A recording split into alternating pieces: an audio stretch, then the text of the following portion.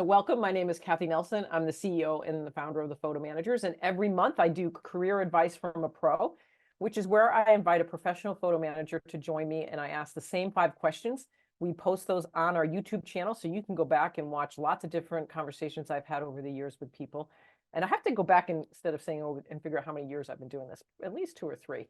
But I'm excited today. First time, Rachel Jenkins. And I've known Rachel, actually. This is like a really fun one. We were chatting. We're like, we need to meet more often because we just before the meeting started. But Rachel, she's known me since the early days of starting the Photo Managers, knows all the different names it was before it was the Photo Managers even.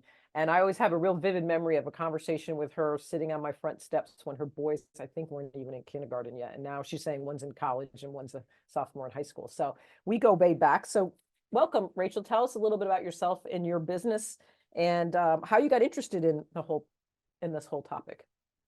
And you're on mute. You're still on mute. Oh, you're on mute. There we go. There you go. I also very vividly remember that conversation, praying that whoever it was probably Declan, that he wouldn't wake up. Like, please, isn't that crazy? keep sleeping. I just need 5 more minutes. So we started in 2010, kind of as an idea of really, I just wanted to make scrapbooks for others. And it was something that I had been doing for our own family for a couple of years, really enjoyed the social aspect of it. And, getting together with my friends. I had friends, we would go away for a long weekend. And once a year, we would go away for a week at the beach, almost a week, and scrap our brains out. And you dropped? Yeah, scrapped till we dropped. And I said to them at one point, man, I wish somebody would just pay me to do this. Like, I could do this all the time. And they were like, well, maybe they would. And so I did a little bit of research, started looking into it, and kind of jumped in with both feet without too much hesitation, and quickly discovered that people were not organized enough to hand over photos to be put into a book. And then secondly, it was just going to be an incredibly time-consuming, expensive, non-sustainable business model, because it is time-consuming, and I could only really work on one book at a time, right? So it was going to be you work on one project, you move on to the next, and just not sustainable. So I think that's what led me to Cathi, because then I started kind of helping people get organized. And then I realized, okay, well, scanning is going to be the answer. And one of my scrapbook friends somehow, I think, saw an article that you wrote, Cathi. And it was who was the scanner? The PS, the Kodak Alaris? No, before that. It was it was a flatbed scanner. Oh my God, flatbed scanner.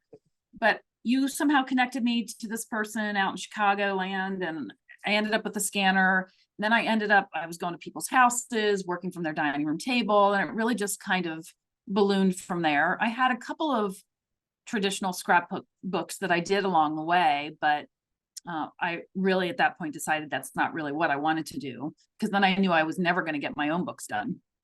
So it really kind of materialized from that, and just it quickly evolved, I would say. And yeah, just, that's the next question. Isn't that funny? I'll have to go back. I do want to do, I feel like it's time for me to tell my legacy story, and that would be part of the legacy story. There's so many interesting things that happened so long ago that now seem so obvious, but it's same for me when somebody hired me to make an album, because I did scrapbooking, and I realized I couldn't do it unless the photos were organized. I always say I didn't set out to do anything with the word organizing in it, but I knew that if I was going to make something meaningful that had a beginning, middle, and end, I'd have some sense of it, right? Yeah. But so Rachel is one of our most senior members. Also, one of I don't know how many more and more members, but still a small subset actually have outside office space where they have a building, they rent space, they have employees. And Rachel's one of those people who grew her business from that solo entrepreneur to a company with employees and outside office space. So tell us a little bit about how where in the process you made that decision and what that decision's been like. Well, when people's dusty, moldy, gross stuff was oozing into our hallways upstairs, around our bedrooms, when I had two part-time employees at the time, and the three of us were in a 10 by 10 office in our house. And like literally, if I had to leave the office, I had to kind of like squeeze myself out. And, I had a desk and somebody was working on the other side of me, and I had somebody at another little small 4-foot. And were they doing scanning, or what was some of the projects It was a that they were mix of things. It was scanning. There was a little bit of organizing. It was probably mostly scanning because we didn't really do much organizing at that time from my actual house. Like I would go and I would help people organize, and then I'd bring their stuff back and we would do, the digitizing work. So they would have been doing scanning and, the post-processing kind of stuff. And at the time we were using all scanners. So I would say I probably lived with that for about 6 months. And I finally said, okay, does it make sense now for me to take the risk of getting out of this space and trying to find something? And so my first move was into a co-op space where I had my own door that locked and my own space, but then I had access to a conference room. And that's when things really kind of started to shift in how I operated the business, and people would start coming to me. And I wasn't embarrassed to have people come to me because, people would come to me before to drop things off, and the dog would, be at the door, or the cats. And, it was just like, you always had to make sure the bathroom was clean. So having outside space really kind of made a shift in my mind. And it also, I think, shifted from our clients and how they wanted to work with us. So I would have people come, I'd reserve the conference room. We'd work around that table for a couple of hours, and then they'd be like, you know what, can I just leave it here and you finish? I'm like, of course. And we really just kind of shifted from there, where it became more and more people were really just dropping things off, and then we would do the organizing and the digitizing and the post-processing. And so I was in that space maybe 18 months, and it was Cathi, I was showing you that the term wonder hell. Yeah, that's the name of a book that kind of like that space between your capacity and and what's out there, and kind of the excitement, but the sheer dread of, am I going to be able to make this work? And that first risk of knowing that I had to pay $900 a month for rent every month was scary. Like that, the first scare was having employees, right? Right. Second scare was, okay, now I've got to also pay out rent every month and be consistent with that. And then I moved again because I kind of grew out of that space, and I kind of wasn't crazy about the whole co-op thing. So I worked with a commercial real estate agent, and he helped me find some space in the building that we're in right now.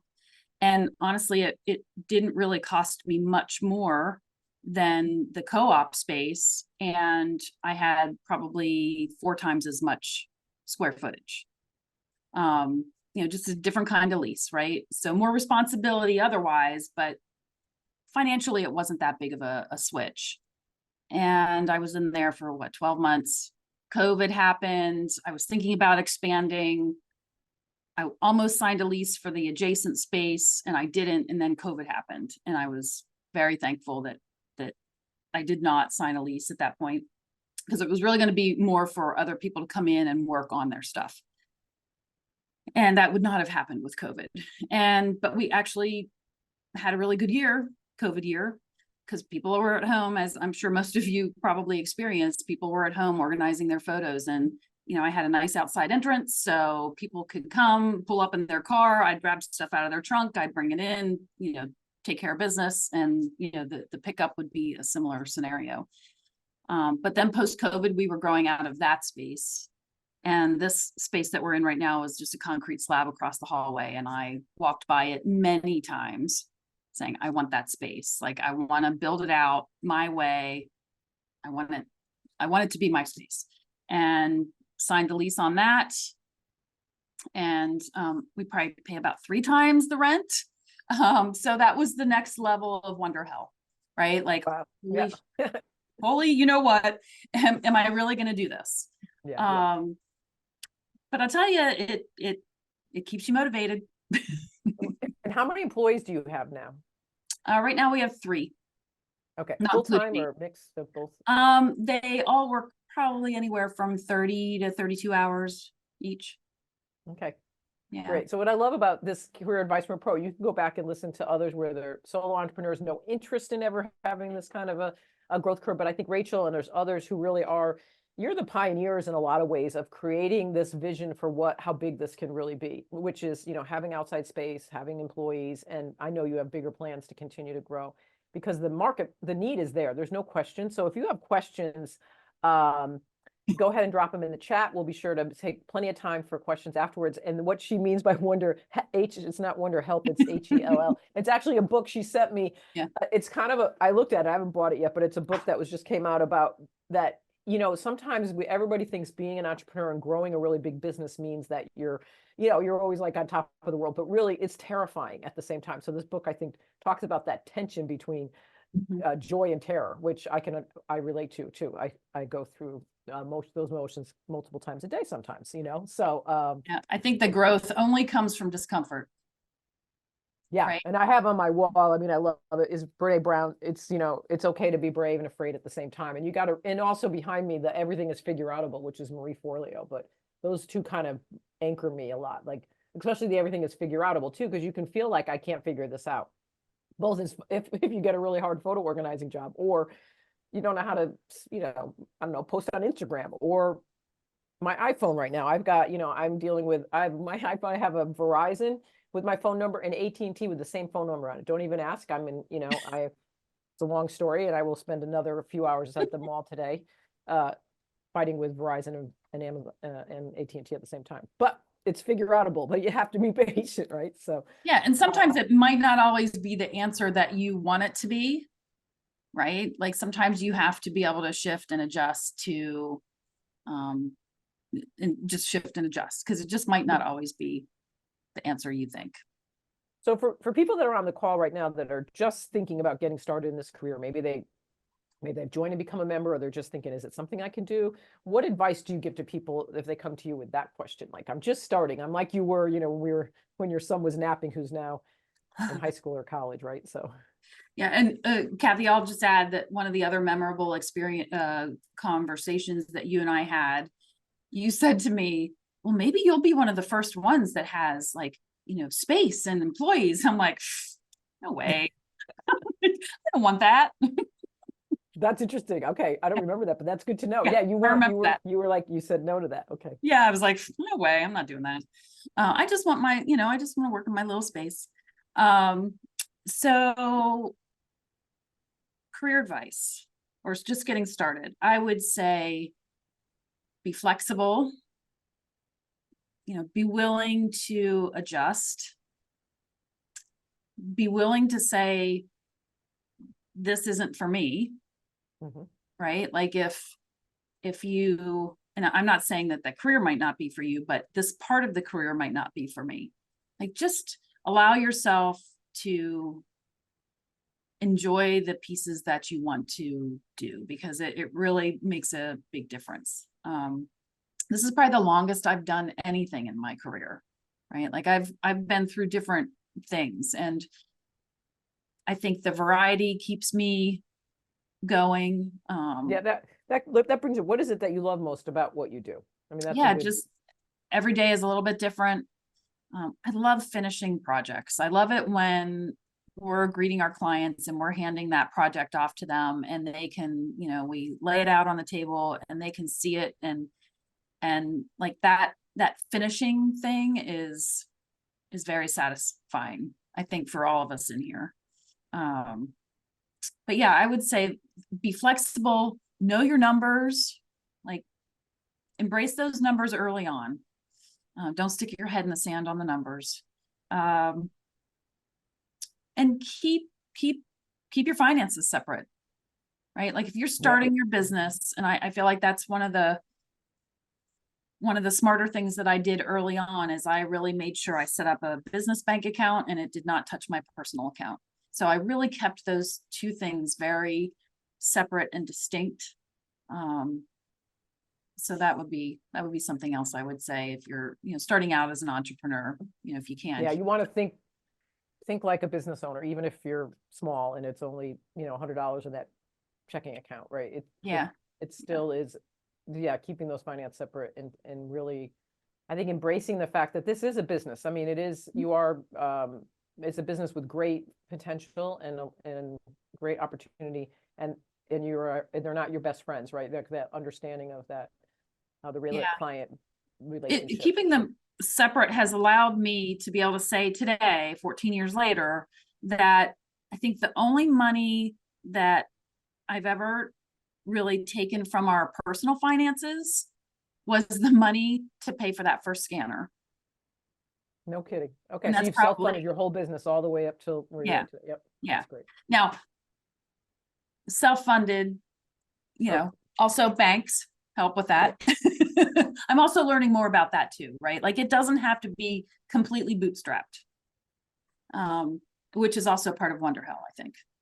Like that's probably my next scary move, right? Is accepting that for me to operate at a different level may require me to say, okay, I need to think bigger from a financial standpoint.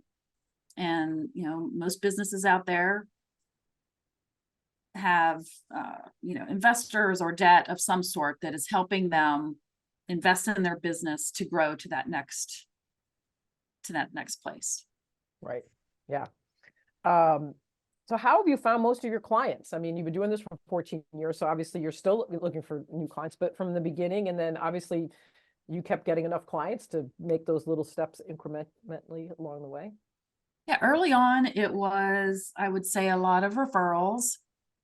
And I did a lot of networking early on. My earliest networking was with NAPO members with a local chapter. And they were probably some of my best sources of referral business early on. And then those clients would refer people. And we still have referral business, but now I would say it has transitioned more to people are finding us on, our website or Google, a few Yelp here and there, but Yelp is probably not my, I wouldn't spend a lot of time there. So, and it's NAPO, N-A-P-O. It's the National Association of Professional Organizers. Right. So that's, there's two groups that really we tend to like cross paths with quite a bit in this. Also the National Association of Senior Move Managers. So many of our members, not many, but a handful of our members also do help seniors move. So downsizing baby boomers, downsizing people that are moving, it's a huge market because so who is your most like typical demographic client that comes to you? Is there a typical one, or like give us an example of a typical client? I mean, it really varies. Like the family, they're downsizing their parents, cleaning out their parents' home because mom or dad have moved into, continued care, memory care or something. Or a parent has passed and they're clearing out the house and staging the home. That's often happening. And we also have aging parents who don't want this to happen to their children. So they're coming in and allowing us to organize and digitize their collections, and they're doing it for their children.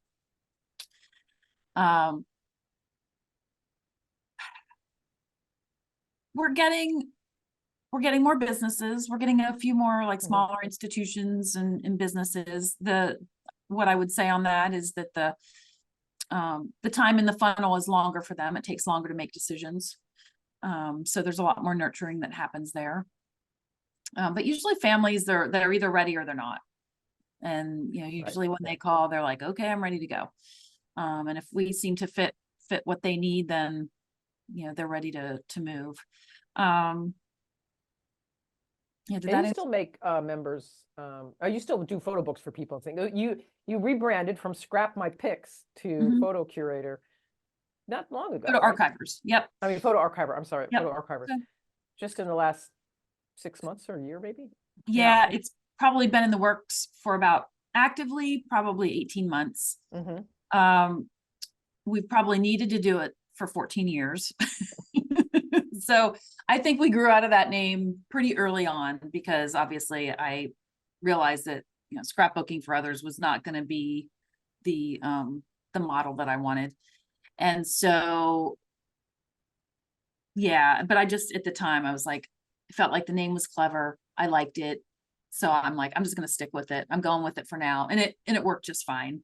But I do believe that some of the business clients that we are now working with would not have either found us or had a serious conversation with us with Scrap My Pics as the primary trading name. So when we went through the business name change, and I think this came up in a Facebook page somewhere, but I kept Scrap My Pics. It's still the parent company, and we're trading as photo archivers. So it helps from a legal standpoint and tax standpoint. You know, Scrap My Pics is still there kind of behind the scenes. So yeah, we've had a number of name changes over the years, and that's part of the process as we, you know, you think 15 years. And also what's interesting too is one, the knowledge that people need us in the marketplace, and then also what the needs are going to continue to evolve, right? I mean, we know that it's just like I always joke when I started we weren't using iPhones yet. You know, when I first, probably when we had that conversation, I probably was on a portable landline. phone. Yeah, Yeah, I think I probably was. I'm sure I was, because I was sitting outside. And probably the reason I remember it is because I remember I was sitting outside, which probably I had a phone. Normally, I don't think about where I am whenever I make a phone call. I don't even make phone calls anymore. I only text people 90% of the time now, too. So that just being on the phone is like not a memory you have much. But yeah, I don't think I had a smartphone probably until Michael was maybe 3 or 4 years old. Did they have smartphones then? Maybe that was definitely. You know, they came out in like 2007 or 8, but when they became like mainstream, it was a little bit, you know, and the idea that everybody was walking around with a direct point shoot camera in their hands. So, you know, the needs in the marketplace have evolved, but the need to tell a story and curate your photo collection so you can do something meaningful with them is a timeless need. Yes, Photos, and it will continue. You know, it's not going to change. Video is a whole nother a whole nother entered into that's significant, and people are shooting video and they have old home movie videos and things. But which I think brings us back to that other question of, you know, what do you need, or what's, you know, most important, in flexibility and being able to shift and use new technology to address the age-old problem of, you know, organizing your photos and, you know, what do I do with them, and telling your story, but being able to shift your technology and shift your work around that, using different technology and staying up to date. I think that's probably another really significant, and at least what we do here, like we are constantly looking at technology and what's going to make us more efficient and more profitable and deliver a better project, you know, and product to our clients. Right. Yeah. And people probably, the consumer doesn't realize how much technology is out there, and nor would they. To learn that would be, you know, overwhelming. But yeah. But we do that. I mean, that's what the job of the photo manager is, right? It's kind of, they're out there taking the time to understand all the solutions for you, and then they can pass that on to the client. Right? Yeah. Like I had a client yesterday ask me, she's like, how do you stay up to date on all of this? Like her computer crashed. She had Carbonite. So I said, ask Carbonite to send you a hard drive with your images, because you do not want to recover your images via online.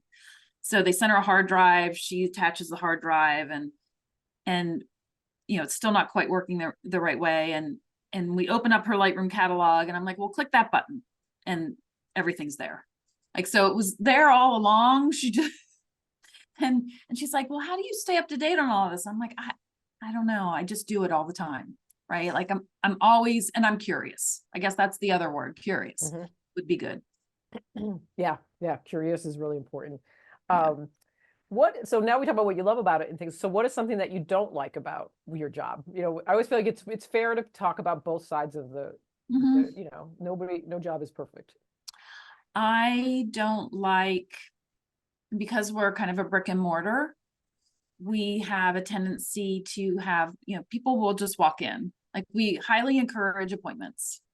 We highly encourage having a conversation first to make sure that we're a right fit. But we do on occasion have people that just walk in with their 2 photos or their one wedding video. And they're like, can you help me scan this photo? And that is hard for me. It's hard for me to say, we have a minimum. This is our minimum project fee. That is really hard for me. Yeah. So I've been trying to train everyone out there to do it, because I think they're not as emotionally attached to that as I am. Right. Because I have a tendency, if I hear your sob story, I'm going to be like, well, We'll make an exception. do it for this, and and will you give us a good review? Like, I always kind of ask for something in return that doesn't cost them something. I'll say, will you, provide us with a testimonial when we're done? So that I don't feel like I'm completely giving away our services. And we do have some things that we traditionally will just do. Like if somebody comes in and it's a photo for a memorial or something like that, we just do it. We do it and hand it back, right? But that's hard for me, is saying no to the people that I'm going to say choose not to pay for our services or don't appreciate maybe our services. Like, I shouldn't really feel bad about that, but I kind of do, right? Like it's probably what I like, saying no to people. Another question I have that's unique for you a little bit, because I know you a little bit, to know that I know that, and it's your curiosity, right? Rachel has, I know, pursued coaching, different coaching programs and support throughout her whole journey. What is that? Maybe is that a nature of your curiosity, or did somebody kind of tell you that? And how has that impacted your business? Because of all the members I know, you definitely are a person that's always like, you're reading the books, you're kind of in on some of these, coaching programs, the entrepreneur. There's a lot to access out there, but there is about that decision process and how that's impacted your business. Yeah, and it can be very overwhelming to like, you can totally get overwhelmed and inundated and into analysis paralysis if you're not on that. And you can also so you're so busy learning all the time that you're never executing. You're not actually running your business ever, right? That's a big one to be careful of. Yeah. And I would say in the last probably 2 to 3 years, I've become much more cognitive of that and how I use my time, and trying to be more realistic about how I can block that time, right? And not signing up for too many things. Because everybody's got a course to sell. And so just being very specific on what my needs are, and does this course or does this coach meet my needs at this moment? And I would say that over the course of years, I've probably had or been through 6 different coaching programs, and not 6 different coaching programs because I couldn't find the one I liked, but 6 different programs because they met my needs at the time. Like, there was the very first coach that I hired, he was a sales coach, and I'm not even sure why I hired him. Like, he probably is my only regret of coaching, but it was my first experience really being, paying out of my own pocket, for those kind of services. And he really just didn't know what to do with me. Like, I think that he didn't really quite understand our business, and it was a small group coaching program. And so I was in there with chiropractors and other folks that our businesses were very different. And not that can't still be a successful coaching program, but he personally, the main coach, just, I don't think knew how to help me. Like, it was just weird. So what I learned from that is I just needed to be more conscientious of who I selected, and not be, because I was sold by him, right? Like, he kind of sold me on the program. So like, so he was good at sales. So that was probably my biggest lesson from that. I can't say that I really learned a whole lot else from him. And maybe a little bit of pricing stuff. And then, throughout the years, I've been in a couple of different group coaching programs. In fact, I think really just twice I've had one-on-one coaching, but most group coaching programs also have a one-on-one element. And, some of those programs, I walked away with more relationships than I did additional knowledge. People that I still connect with on a fairly regular basis and will be lifelong friends for me. So, you just kind of have to know what you're looking for. And, right now for us, it's all about marketing. So while she's not really a coach, she's kind of a coach a little bit, but I'm not going to sign up for another coaching program right now because what I need to focus on is the marketing. Right. So I've hired a marketing professional to help us with that. For the first time, right? In 14 years. So, right. So that, I think, and the reason I'm asking these questions for people that are listening, depending on where you are in your journey here, whether you're not even sure if you want to be one, I see members' faces that are solo entrepreneurs all the way up through. So that there's different, I've always respected that about you, Rachel, too, because I've kind of known in the background that you're, access, and I've done quite a bit of that too, made mistakes and things, but if you're that you can't know everything, we just don't have the skill set. I was just working with somebody on it today too, like there's things you know and things you don't know, and there's nothing, it's just you just need more education about things, right? Instead of, I think a lot of times we go to like, oh, what's wrong with me? I don't know this, as opposed to understanding that it's just, you need more education on something. It's not that you're, because you just can't know all things. And some coaching programs are meant to educate. Some coaching programs are meant to be more accountability, right? Like there's certainly been times when I've been with a coach where I'm like, yeah, I know that. Well, yeah, but did you go do it? Right. So like there's built-in accountability around coaching because you're also paying for it. But I think, again, the coaching can kind of serve different buckets at different times and where you are in your business. And while we all can learn things, technical about how to scan a better photo or how to, restore a photo or whatever segment that you're doing, how to design a better book. And those are all important pieces, but you also have to, as an entrepreneur, step outside of that actual doing of the business and being more strategic if you want to grow. And some people are happy in the doing and only want to be a solopreneur and can do quite well at it. So really, you just have to kind of recognize in yourself what you want from that. And knowing that it could change. You could say, I'm never going to have a studio, and here we are, right? So my final question before we go to questions, so please put your questions in there, is, how has membership with the Photo Managers helped you? How you've been a long time member, and glad you're still a member in things, and any input on? I think, and you probably hear this all the time, Cathi, but I think it's really like the member relationships that we've developed over the years. I mean, I was through a masterclass and developed many good friends through that group. And again, people that I'm in regular contact with, and we hold each other accountable, and we have regular conversations about numbers. Like there's a few of us out there, we talk about our numbers and how we're doing, and we help hold each other up. And,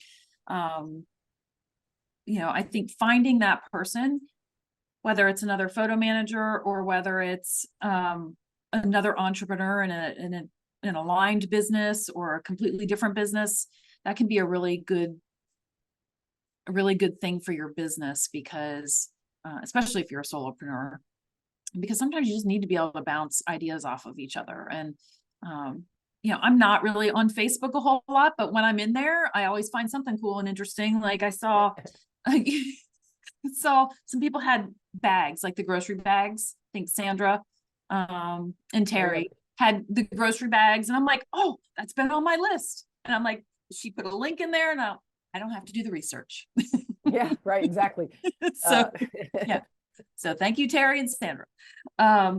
So things like that come up that I'm like, it is worth the membership to me, and coming to conference and connecting with people. And I'm actually bringing one of my team members to conference this year, so it'll be good for her to experience what I've been experiencing all these years, and connect with other people that do similar work. And I can take more of a back seat and just meet with my friends. Oh, I know. How fun is that? Yeah. I'll come look for you. Yeah. Well, this has been amazing conversation as always. And just for those of you that don't realize, we have a new membership level with the photo managers. We launched it January 1st. It's called Photo Manager in Training. And it is a year-long program. If you're not sure, you want to get your own photos organized first, well, you consider whether this is a career for you. Or you can jump right in and become a professional where you commit to certification and all the, the advantages of membership. So that's something new. So I'm just mentioning that because you may not know about that. But we've had over 50 people join in the last few weeks. We did not expect that quite big of a number. So it's a really engaged group. We're excited to welcome people to that. But also the professional level is certainly, you want to have a business and you want to make money at this, then you definitely want to be at the professional level. But Isabel, why don't you, I see questions have been coming in, so. Yes, the first question is actually more for you, Cathi. Is it common for photo managers to also be members of NAPO? Oh, that's a good question. It's not, I'm not sure I don't know the statistics, there's maybe 15 or 20%. I'm not sure, but we do have quite a few very experienced members or members that are both. If they do both residential organizing and they want to add the photo police, it makes sense for them to become photo managers. A lot of times residential organizers will want to switch. They find that they prefer the photos over the residential organizing, or they want to add it to their services. So, and then you need to decide kind of, I just talked to a woman the other day who's a member of both NAPO and NASM, and she's like, well, do I want to add another membership? But she really likes photos and she really wants to work on the photo piece. So I was able to kind of talk her through that a little bit and why, which decision she wanted to make. So different organizations meet different needs, but we're all cross-connected and, we all respect each other's organizations immensely. Yeah, my recommendation would be on that. And I've gone back and forth on that. Like our local chapter, I don't think exists now. Like they used to be a very active chapter. Then I think they couldn't get volunteers to serve. And so things kind of dissolved. There were some really good connections for me. If you have a local chapter, there's no reason why you can't go participate in a single meeting and check them out and see what the chemistry's like. I remember the first time I went to a NAPO meeting, I felt incredibly uncomfortable. It took me a couple of times to get to know people, but I was also new as an entrepreneur. And so like, it's hard to say what, was it my chemistry or was it the chemistry of the group? But there's people in there that I connect with on a regular basis, and I'm not currently a member. There once was a big hubbub about whether or not you had to be a NAPO member and a chapter member. Like if you were going to be a chapter member, you also had to pay for national membership. I don't know if that still exists or not. There was a big hubbub around that. I personally will choose things now because I also already have those kind of organizer relationships. I don't feel like I necessarily need the NAPO organization networking meetings. So I've choose my other networking meetings carefully. So like one that I do here locally is a group of people that work with their geriatric service providers. So you probably have those in your community as well. And those are all kinds of folks that come in there that are aligned with our business, real estate, so picking your networking meetings can be really important. Like you find kind of a couple of groups and then you just do those couple of groups. Because if you spread yourself too thin, then you end up seeing the same people over and over anyways. So sorry, I kind of stole your answer there. No, that's good. That's good. No, that's excellent. And also one thing that I've noticed is some professional organizers from NAPO don't want to touch the photos at all. So as a photo manager, they are great referral partners Yes. whenever they run into projects that have photos, which is fairly frequently. Yep. The next question for you, Rachel, is what are your end product deliverables or services to your customers that you market to them? And what is most profitable for you? Do you concentrate on just a few?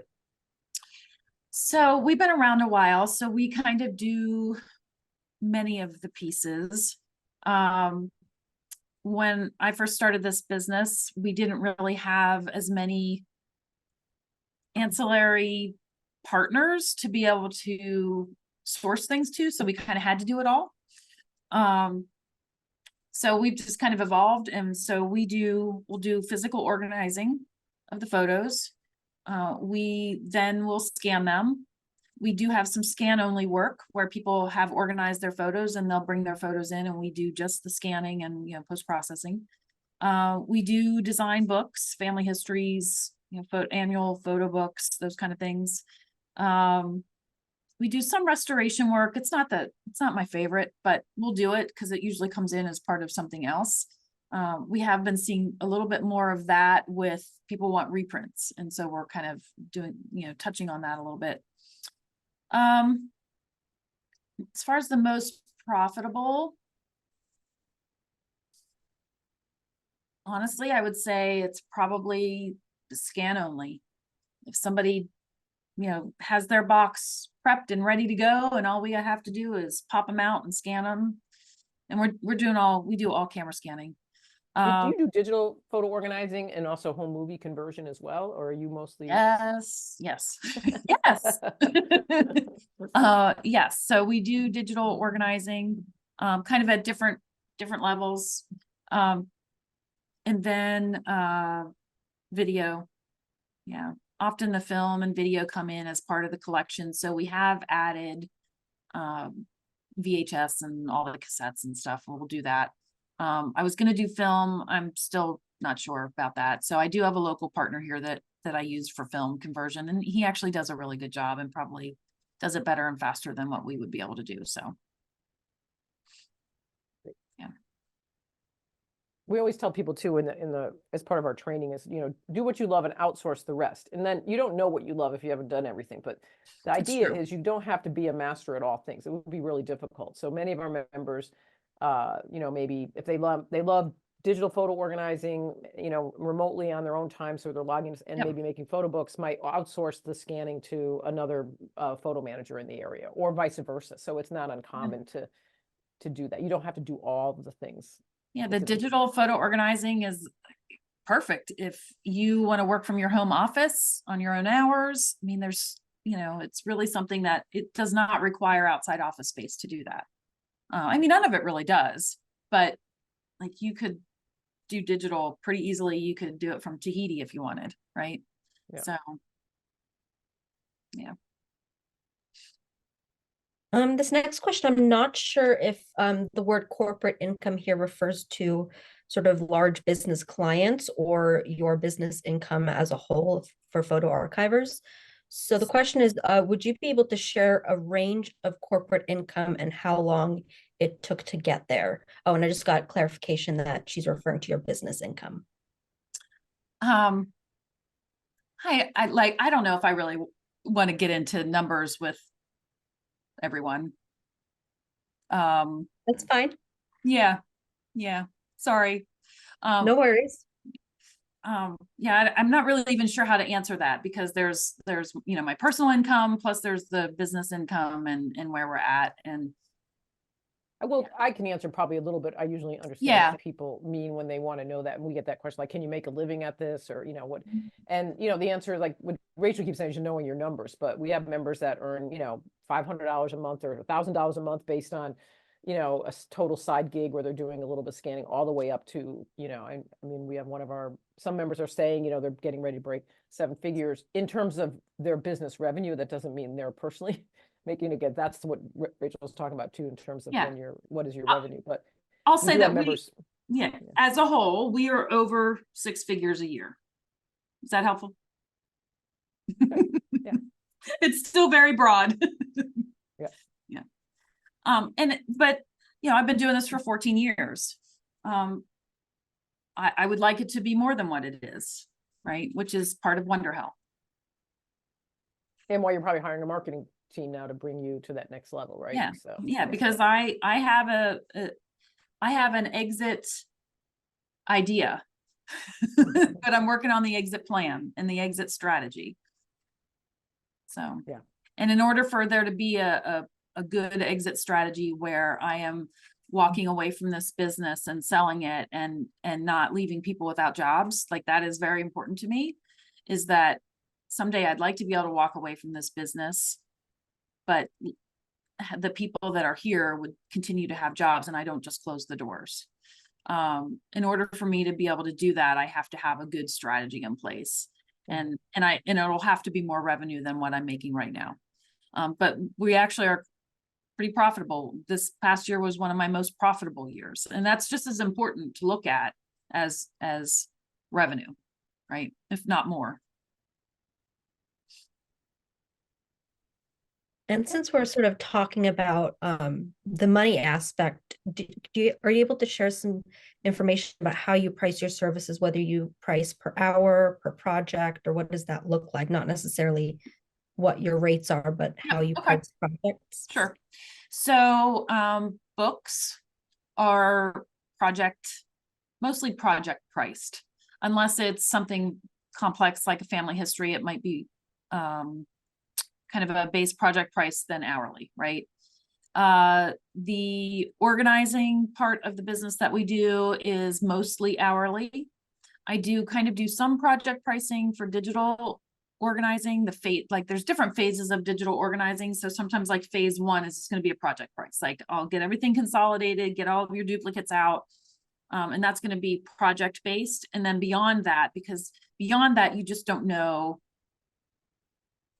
what you're getting into as much from, from an organizing standpoint. So that then kind of becomes hourly. Scanning, we are per piece. Some like corporate or institution projects are like, I'll give estimates and it's kind of like project pricing basically, unless the scope changes. Because most of them need to know what it's going to cost. So I give them, an estimate, unless the scope changes. Trying to think what else would be relevant.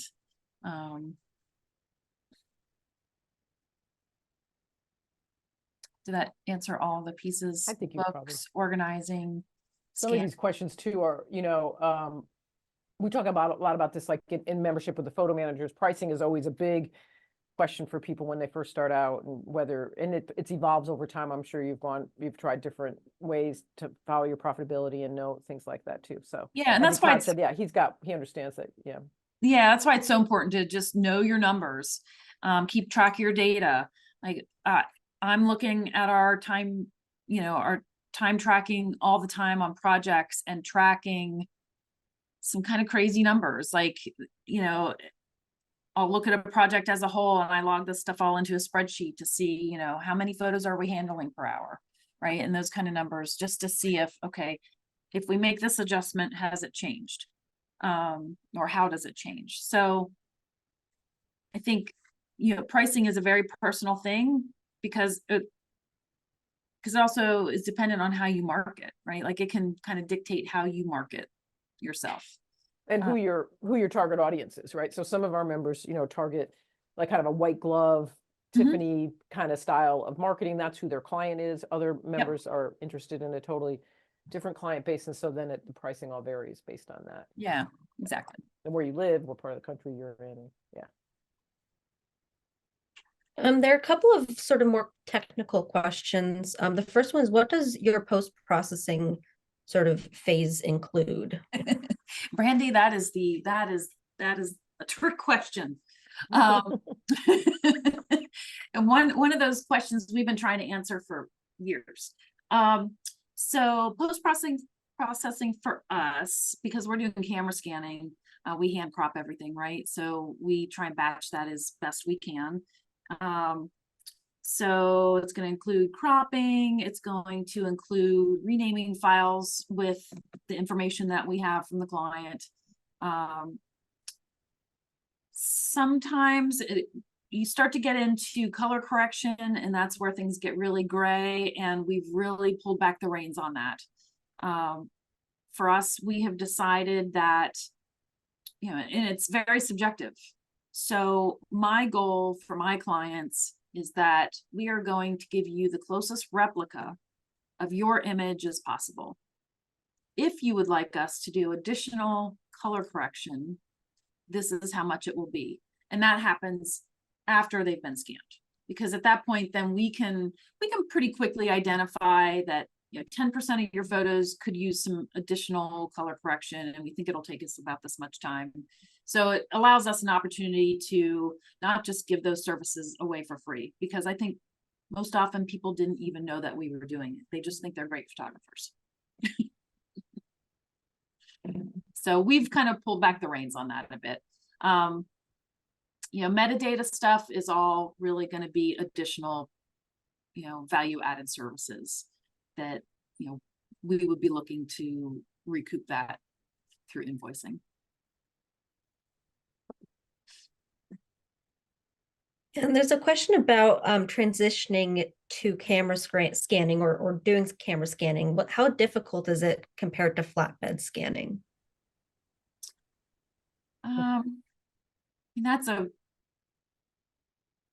That's probably also a long answer.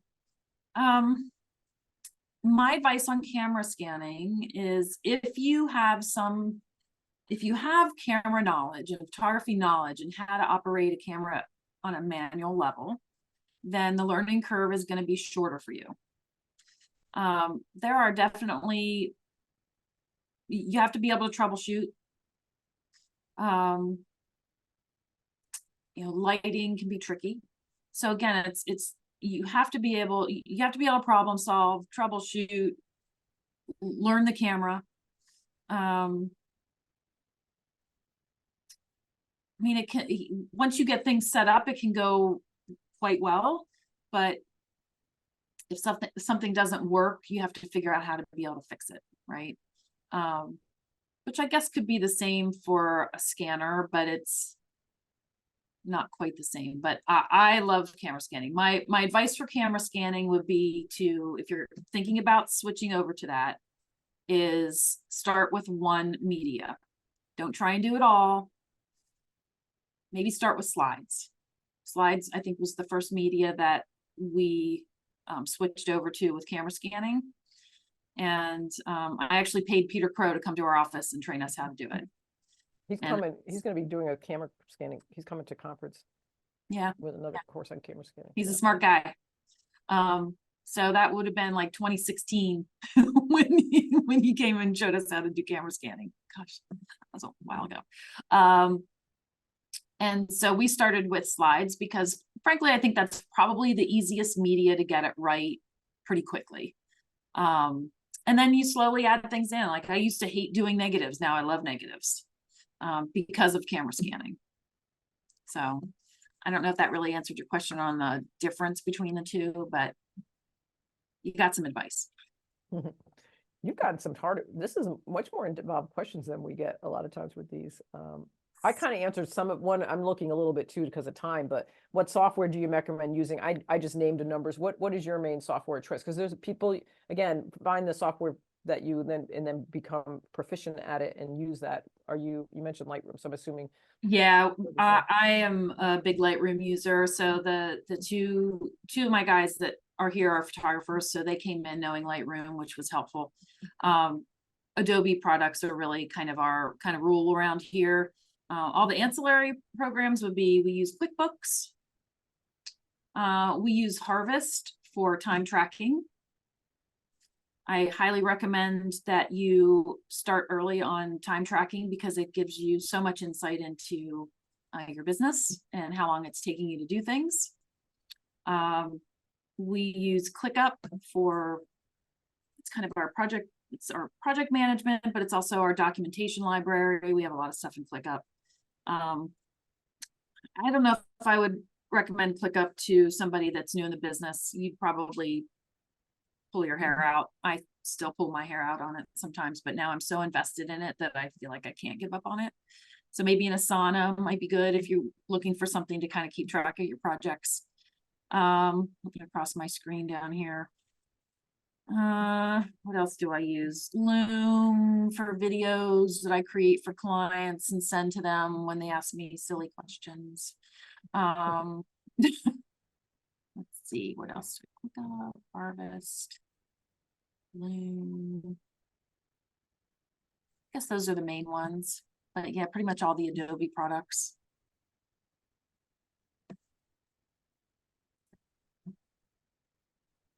And we are almost to the end of this session. So we're going to wrap it up with one last question from Karen.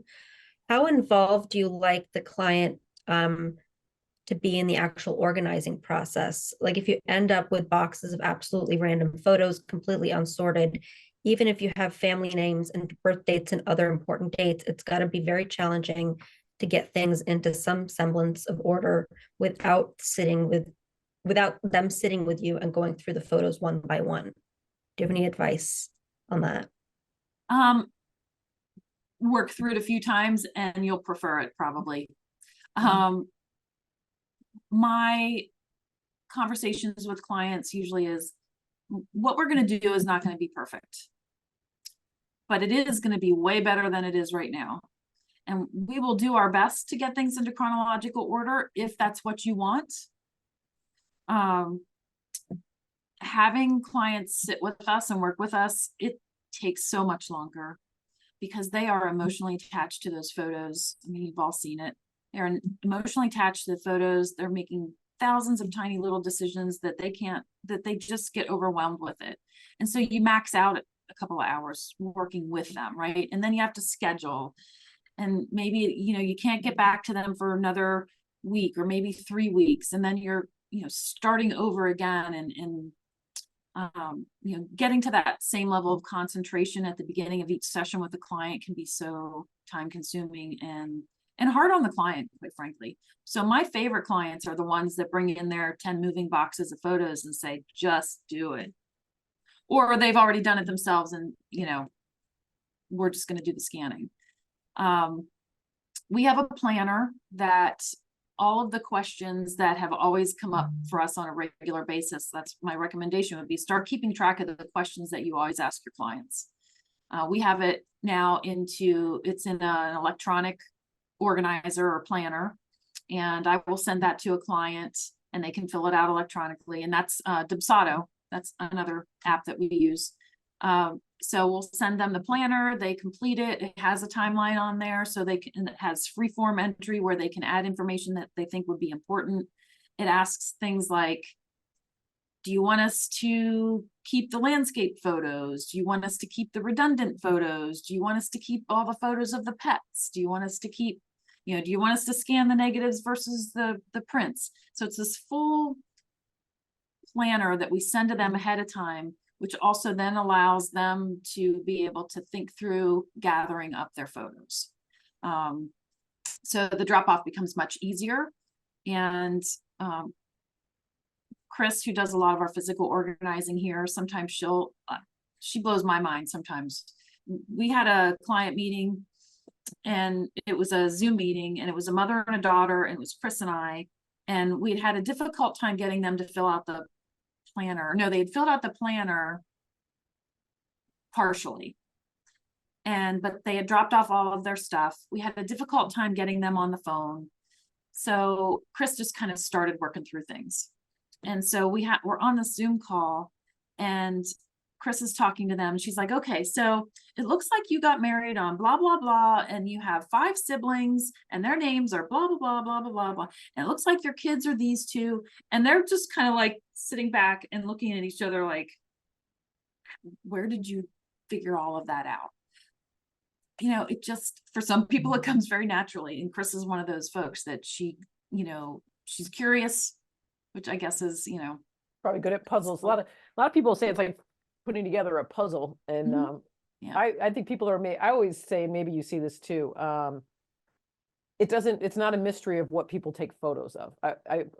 After I started doing this by probably like the 10th client or the 11th client, you're like, okay, I see a theme here. There's always a pattern. First day of school, right? Yeah. Birthdays, yeah. Patterns show up in everything that we do, whether it's digital patterns or it's physical patterns, the patterns. I say that all the time here. They look at me like I'm crazy. I'm like, but it's true. Like there is a pattern. Yeah. And I think that, if you enjoy finding patterns and things, it's not as hard as people always think, how can how can you organize somebody else's photos when they're not there? I'm like, oh, it's not that hard because it's Yeah. not, there's patterns and it's not a mystery. And if that's what you're doing, and then you get some clues from the client, you have the right kind of questionnaire, then it really becomes not that complex. And a lot of our members will joke sometimes that they know their clients better than they know themselves. They know they'll recognize how old somebody is in a photo. Like, no, John, he was 7 in that photo. I know it. Like, Because he started wearing glasses when he was 6. So yeah. Like, oh, that. So yeah.